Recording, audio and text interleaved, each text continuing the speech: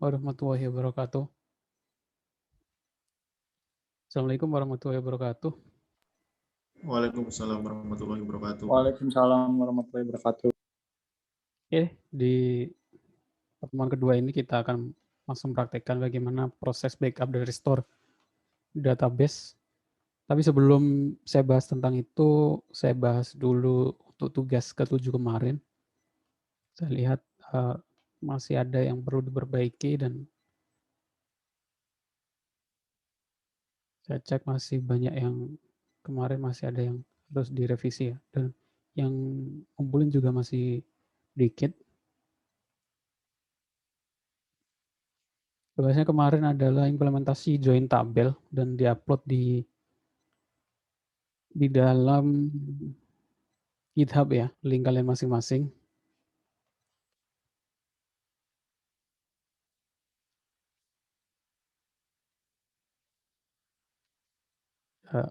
Screen-nya sudah kelihatan?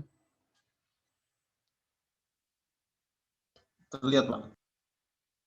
Saya kemarin sudah kasih contoh, contohnya adalah saya membuat tabel penjualan, tapi untuk tugasnya kalian gunakan tabel masing-masing dari tugas sebelumnya ya. Kalau diperhatikan tugas saya kan semuanya berhubungan ya, dari tugas pertama, tugas kedua, sampai tugas UTS itu kan. Nah, dari situ kalian sudah punya studi kasus masing-masing, tabel masing-masing, kalian implementasikan di bagaimana mengkoneksikan database dan menampilkan datanya setelah join tabelnya. Jadi yang saya minta seperti ini ya, maksudnya ada filenya, file index, koneksi, .sql sama screenshot-nya. Sama kalau bisa ada desain database-nya atau dari tugas-tugas sebelumnya. Jadi jangan lupa ditampilkan juga di bagian readme-nya. Ditampilkan readme-nya. Kalau saya lihat di sini, nah ini sudah ditampilkan tapi belum ada tampilan desain database-nya. Desain database-nya itu untuk mengetahui tabel yang kalian buat itu sesuai dengan tugas-tugas sebelumnya. Jadi biar nggak gonta-ganti topik gitu ya. Karena saya sudah bilang di pertemuan pertama bahwa pilih satu studi kasus, nanti akan kelanjutan sampai ujian akhir semester ya. Karena di tugas ke-6 sebelumnya itu ada saya cek pertama pakai studi kasus karcis nota Indomaret, terus berubah ke perpustakaan, terus berubah gini ya. Nah berubah-berubah itu kan menunjukkan nggak tahu dia ngambil dari tugas orang lain atau gimana, tapi itu tidak sesuai dengan yang saya tugaskan ini. Saya tugaskan harus sama kasusnya dari awal sampai akhir. Makanya saya minta untuk ditampilkan di dalam sini screenshot dari desain database, IRD-nya, data flow diagramnya, dan seterusnya sampai ke tampilan indeksnya. Jadi nanti kelanjut sampai ke pembuatan sistem ya. Untuk masukkan lagi, nah ini kan nggak kebaca. Untuk masukannya seperti ini ya. Ini isi datanya cuma satu. Jadi kalau bisa minimal 3 ya. Jadi kalian buat tabel yang kalian studi kasus kalian masukin datanya minimal 3 atau 5 gitu ya. Jangan satu seperti ini. Kalau satu seperti ini nggak bisa dipastikan ini data yang sesuai atau enggak. Terus ini juga nggak kelihatan ya, nggak bisa kebaca. Kenapa nggak bisa kebaca? Karena ini nggak disetting lebar sama. Ini kan harusnya lebarnya sampai sini. Karena nggak disetting width-nya, jadi dia otomatis default-nya sampai sini. Jadi dia kayak ketarik gitu ya. Jadi kalau bisa disesuaikan screenshot-nya sampai sini, sampai ini kan nggak perlu. Jadi nanti biar kebaca. Ini kan sampai lebar sampai ke samping. Jadi setting ke width sama height-nya. Ini untuk tugas ke-7. Seperti itu masukannya. Jadi silakan yang belum silakan dikerjakan. Kalau bisa seperti ini ya dari desain database-nya, CDM-nya, PDM-nya, IRD-nya. Ini belum yang tugas keduanya ini apa artis apa nota itu ya, nota dari awal apa normalisasi 1NF, 2NF, 3NF-nya. Yang lain yang belum silakan masih ditunggu ya sampai UAS. Karena kalau kalian nggak ngerjakan ini juga nanti suatu saat akan ngerjakan. Karena nanti UAS-nya juga seperti UTS, kumpulan dari tugas ke-7 sampai tugas sebelum UAS. Tapi akhirnya ujung-ujungnya akan tetap mengerjakan juga. Seperti itu. Sekarang kita bahas ke praktek backup dan restore.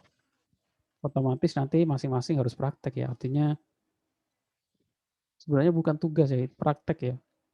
Eh, Aneh sih kalau ada kuliah informatika tapi nggak ada prakteknya. Otomatis nggak ada tugasnya. Itu kayak kalian belajar gitar tapi di kelas cuma duduk dengerin teori kunci G seperti ini, kunci E, tapi disuruh praktek gak mau, kan aneh gitu ya. Di kuliah informatika dikasih tugas ngeluh tugasnya banyak. Iya kan kuliah informatika emang ngerjakan di komputer ya. Sama seperti kalau kalian kursus mobil tapi di dalam ruangan, nggak praktek di mobilnya, kan aneh. Terus dikasih untuk praktek mobilnya, ngeluh kok praktek mobil terus ya. Kalau namanya juga kursus mobil ya pasti praktek mobil ya. Sama seperti kursus gitar ya otomatis kalian megang gitar. Kan nggak aneh juga kalau kalian kursus gitar terus di kelas teori saja gitu. Tiba-tiba selesai gitu. Ditanya orang bisa main gitar enggak, kan aneh gitu ya. Makanya prakteknya ya harus dipraktekkan banyak-banyak. Sama seperti kuliah komputer juga bentuk prakteknya otomatis tugas dalam bentuk tugas ya. Tugasnya itu dalam bentuk praktek. Bukan tugas yang hanya jawab-jawab pertanyaan teori-teori seperti itu ya.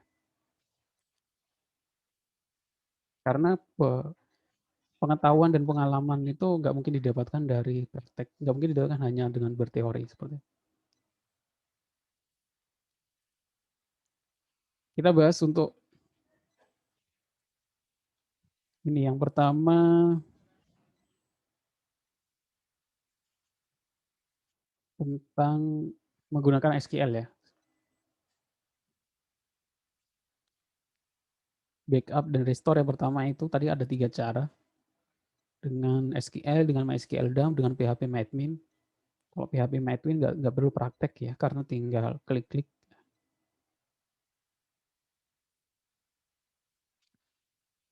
Terus untuk cron itu masuknya nanti ke mata kuliah, mungkin perangkat lunak atau yang lain sebagainya, mungkin kalian bisa pelajari. Bakal berjalan di Linux, jadi kalian kalau bisa nggak mungkin saya paksa masing-masing untuk install Linux ya. Yang pertama menggunakan perintah SQL. Jadi menggunakan perintah SQL ini yang dia backup hanya datanya sebenarnya. Dia nggak membackup struktur tabelnya, entah itu tabelnya itu menggunakan varchar, integer, datanya enggak, dia hanya backup datanya.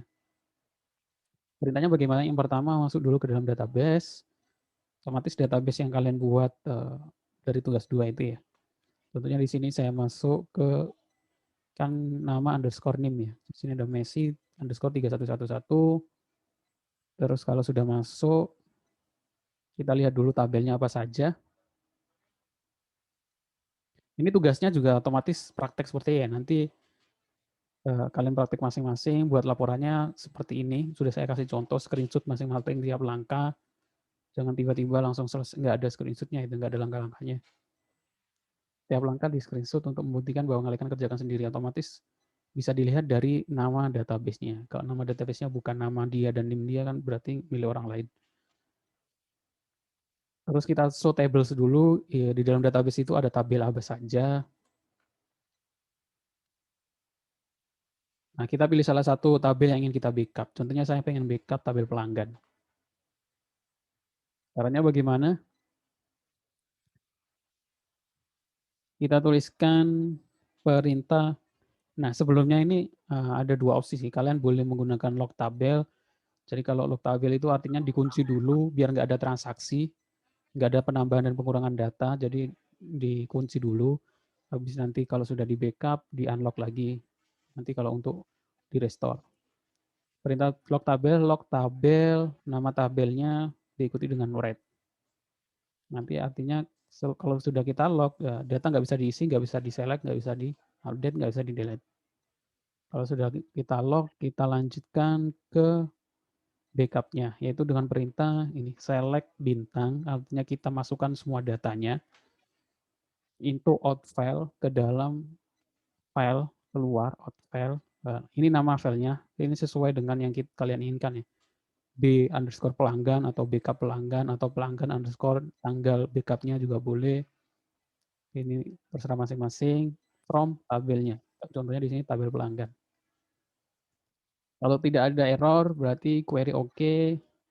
Nah, file itu akan muncul di folder sum MySQL data nama database-nya. Di sini sum MySQL data Messi 3111. Nanti akan muncul file yang kita backup. Di sini B pelanggan, nggak ada ekstensinya. Nggak ada ekstensinya ya. Nggak ada .sql atau yang lain sebagainya.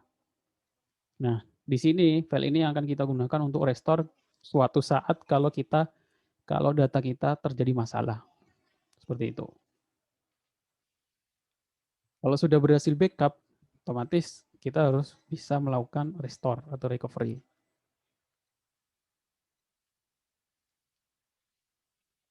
Caranya bagaimana? Nah, kalau recovery ini untuk menunjukkan bahwa recovery berhasil kan kita harus delete dulu datanya ya. Maksudnya contohnya kita hapus dulu datanya. Di sini saya melakukan perintah delete ya. Studi kasusnya terjadi sesuatu dalam tabel tersebut ya. Artinya data itu kosong. Kalau kita select bintang from pelanggan, datanya sudah kosong, baru kita mensimulasikan untuk melakukan restore data dengan perintah load data in file. Tadi kan load data out file. Mudah diingat sebenarnya, enggak sesuatu yang sulit gitu ya. Load data in file, nama filenya B pelanggan itu into tabel pelanggan. Kalau berhasil, kalau saya tampilkan select bintang from pelanggan, datanya ada lagi. Padahal di sini sudah saya delete from pelanggan. Terus saya select isinya kosong. Seperti itu. Sampai sini mungkin ada yang mau ditanyakan.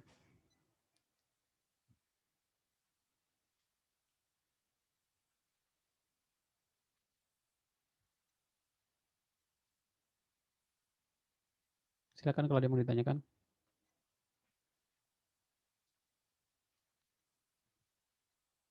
Saya jelaskan langsung ke tugasnya. Jadi biar kenapa saya jelaskan seperti ini. Jadi tugasnya nanti lakukan seperti apa yang saya lakukan ini dan buat laporannya gitu ya. Jadi proses backup dengan SQL, proses backup dengan SQL dump, dibuat di laporannya, di screenshot-nya gitu ya. Dikumpulkan di form tugas 8. Untuk PHP admin nggak perlu, kalau PHP admin tinggal klik-klik. Nanti saya kasih contoh untuk PHP admin. Yang keluarkan kita nggak nulis apapun gitu ya, tinggal klik-klik.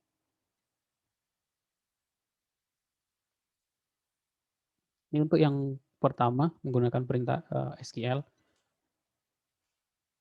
Yang kedua adalah menggunakan MySQL dump. Jadi MySQL dump itu bukan sebuah perintah SQL. Jadi dia ada aplikasi tersendiri. Namanya MySQL dump.exe sebenarnya di aplikasi. Tapi dalam bentuk terminal. Lokasinya di sum MySQL underscore bin. Saya kasih contoh di folder kita. Nah, kelihatan filenya di sum MySQL underscore bin. Ini ada aplikasi namanya MySQL dump.exe.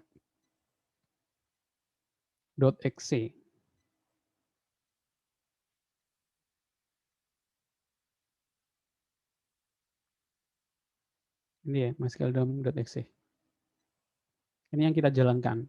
Cara menjalankan kita jalankan lewat perintah menggunakan command prompt.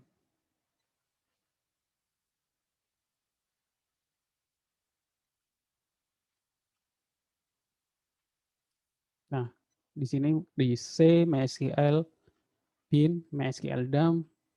Caranya kita langsung bisa all database, semua database, atau kita pilih salah satu database-nya. Di sini nama database-nya atau tabelnya ya. Kalau tabelnya Messi terus diikuti dengan nama tabel. Kalau nggak ada nama tabelnya berarti ini satu database.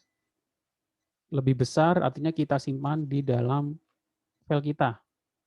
Bisa backup 2.sql atau nama file yang lain. Terus nanti minta password, kalau nggak ada passwordnya langsung di enter.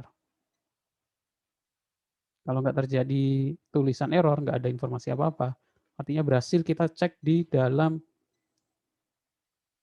folder kita. Adakah backup, folder backup 2.sql. Nah, kita sudah berhasil buat backupnya di sini.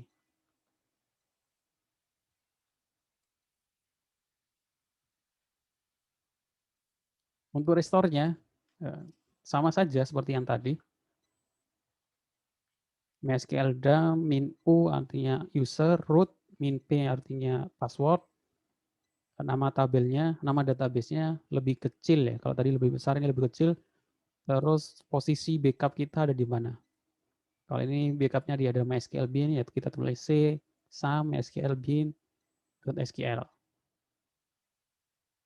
Kalau nggak terjadi error, ya seperti ini, nanti ada informasi MySQL complete, MySQL dump complete, seperti itu.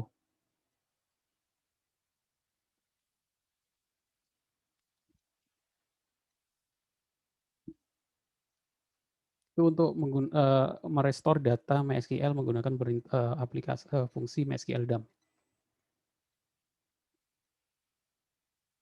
Kalau untuk PHP MyAdmin bagaimana? Kalau PHP MyAdmin kita buka dulu localhost PHP MyAdmin.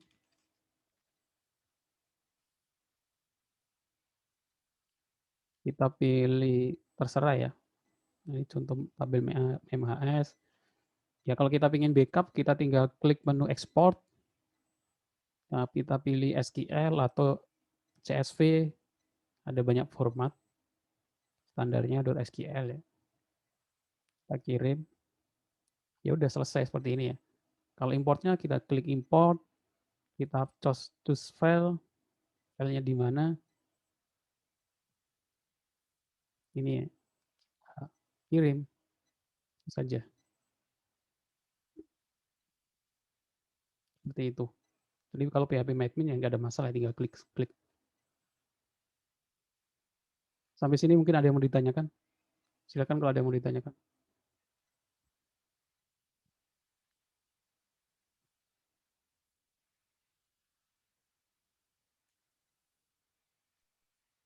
Pak, saya mau nanya, Pak. Iya, silakan. Tapi saya mau nanya yang tugas yang kemarin itu, Pak. Iya, kenapa? Gimana? Itu kan kemarin saya coba ya, Pak ya. Cuman di yang penggabungannya itu gagal karena kayaknya namanya double gitu, Pak. Kan saya tabel itu apa namanya? Tabel VCTM itu apa ya, Pak? Yang customer membeli tiket itu kan di membelinya itu cuman ada ID customer sama ID tiket. Iya. Jadi pas saya buat penggabungan itu kayak bentrok gitu, Pak. Dalam satu tabel nggak boleh sama namanya gitu. Iya. Pas ditampilin di apa namanya? Di localhost-nya itu loh, Pak. Iya, apa tulisan errornya apa pemberitahuannya? Tulisan errornya itu kemarin bahwasanya dalam satu tampilan itu nggak boleh double gitu, Pak. Iya.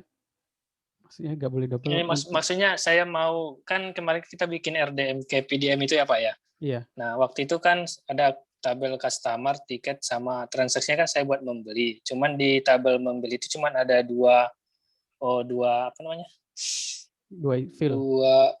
Iya, cuman ada ID customer sama ID tiket. Harusnya kan ID transaksi ya di situ ya, atau ID membeli sama tanggal atau apa gitu. Itu boleh saya ganti nggak, Pak?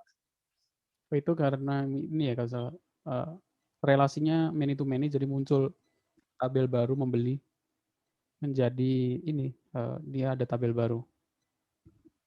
Tabel barunya cuman dalamnya itu cuman ada ID customer sama ID tiket, sementara kan ID tiket ada di ID tiket tuh, Pak. ID customer Iya. ada di tabel customer.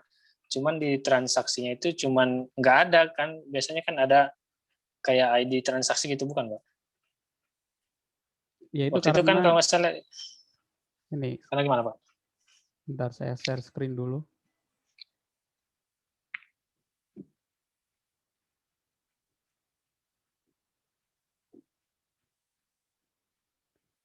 Saya buat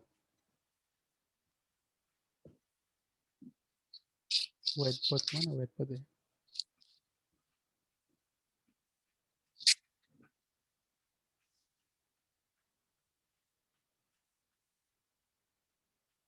Itu kan kemarin kan ada CDM, ada PDM ya. Mungkin kelewat. Dan kita hanya buat CDM ya. PDM itu kan generate otomatis. Iya. Jadi semua di sini ada tabel pelanggan, di sini ada tabel transaksi. Kalau kita buat ini itu relasinya many to many, end to end, dia akan membuat tabel baru di tengah. Dan Namanya mengambil ID kedua itu Pak, primary ya, key-nya doang berarti. iya, dan dia ngambil dari Oh, dua primary seperti itu. oh berarti nggak ngaruh harusnya Pak ya. Berarti kemarin itu bukan masalah itu ya Pak ya. Bukan masalah ini. Kalau berhasil dibuat sih harusnya bukan masalah. Mungkin masalah nanti kalau kita input data gitu ya. Jadi Kan ada inner lab inner right itu Pak ya, yang di tampilannya itu loh Pak. Kalau untuk dia tampilan saya buat inner customer kalau itu dia ada Pak. Cuman nanti ketika pokoknya kan saya isi nanti di PHP admin saya nih, saya isi saya pokoknya nama, tujuan, tiket gitu ya Pak ya. Nah, total harga gitu. Nanti yang tampil cuman nama, nomor tiket sama tujuan, yang sisa yang diminta untuk ditampilin di yang dari yang dari codingannya itu nggak muncul Pak di saya kan pakai Visual Code tuh. ini masalahnya karena contohnya itu relasi dua tabel ya, tabel A, tabel B, hanya dua tabel. Kalau seperti ini kasusnya, jadi kita harus merelasi 3 tabel ini. Tabel pelanggan, tabel yang di tengah membeli, dan tabel transaksi. Jadi ada 3 tabel yang harus kita relasikan. Where ID pelanggan sama dengan ID transaksi di tabel pembeli, ditambah N tabel ID transaksi di tabel pembeli sama dengan ID transaksi di tabel transaksi. Jadi Nah, itu nanti iya Pak, kan sebentar iya. Pak, ini kan kayak itu ya Pak, nanti kan di itu kalau codingan HTML-nya kan ya Pak ya, itu kan dipanggil kan Pak, itu yang tadi di realisasi itu. Iya. Nah, tampilan errornya tidak bisa dalam satu ini dua nama kayak gitu kemarin sih Pak, tampil ininya. Oh, Itu kenapa ya? maksudnya tidak bisa dua nama, mungkin menampilkan tabel pelanggan, ID pelanggan di sini, juga menampilkan ID pelanggan di sini. Enggak tahu sih, kurang karena nggak melihat tulisan errornya, tapi harusnya kalau di sini ada ID pelanggan, di sini ada ID pelanggan, ya nggak harusnya bisa saja ditampilkan dalam HTML itu. Ini ID pelanggan, ini ID pelanggan. Harusnya nggak ada masalah. Oh, nggak ada masalah harusnya ya Pak ya. Iya. Oke, mungkin besok saya ulangi, kalau ada error saya minta bantuan di grup boleh Pak? Iya, boleh, silakan. Oke, siap Pak. Makasih Pak. Iya. Yang lain mungkin ada yang mau ditanyakan, silakan kalau ada yang mau ditanyakan.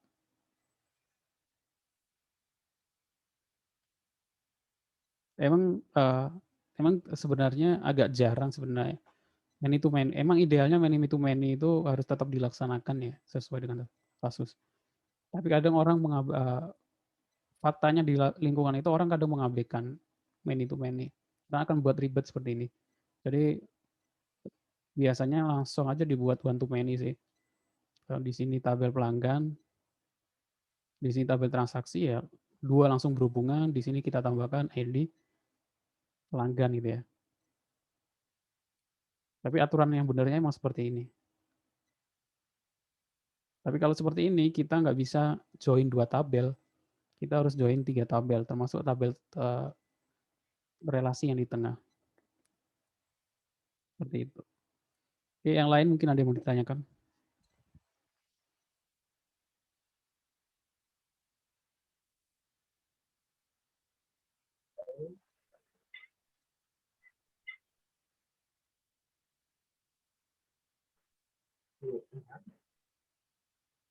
Jadi untuk tugasnya saya ulangi lagi masing-masing, yaitu praktek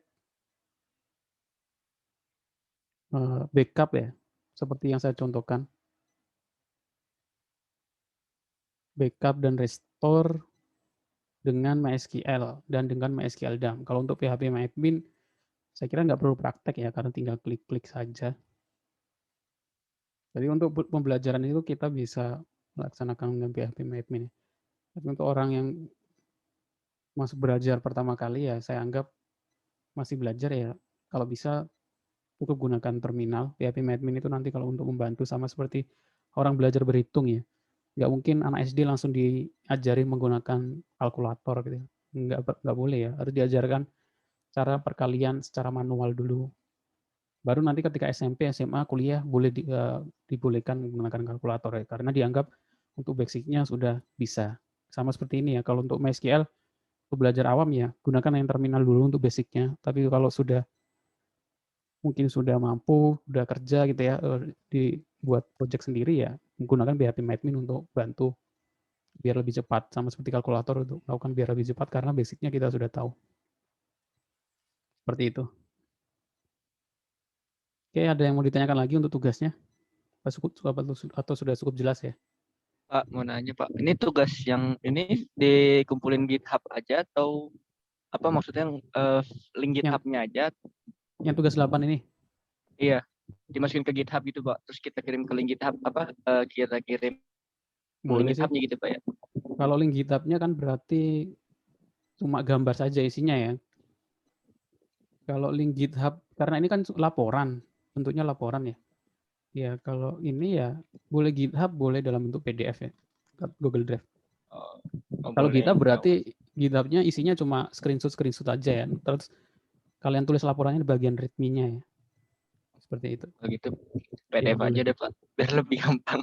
Iya, kalau PDF juga boleh. Terima kasih Pak. Ya sama-sama. Itu saja. Yang lain mungkin ada yang mau ditanyakan?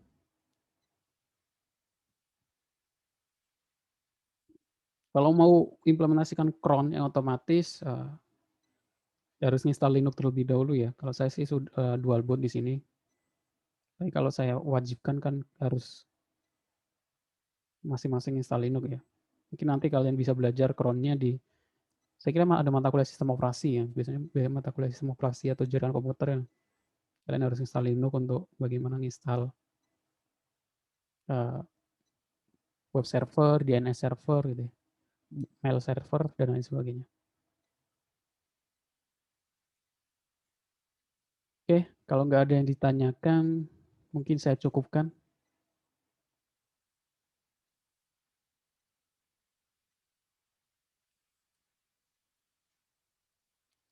Saya cukupkan sampai di sini.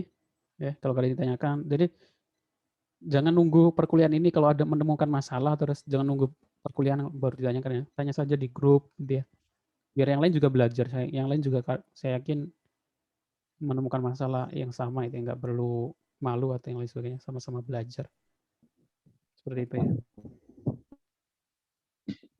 Oke, saya cukupkan. Jadi waktunya, sebenarnya sisa waktunya ini bisa kalian gunakan untuk langsung praktek gitu ya, biar lebih nggak numpuk-numpuk untuk tugas selanjutnya. Saya kira tugas saya sih nggak terlalu rumit, nggak terlalu makan waktu juga yang susah gitu ya.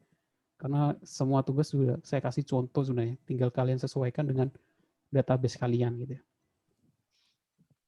Oke, seperti itu. Terima kasih untuk kehadirannya, perhatiannya. Saya akhiri.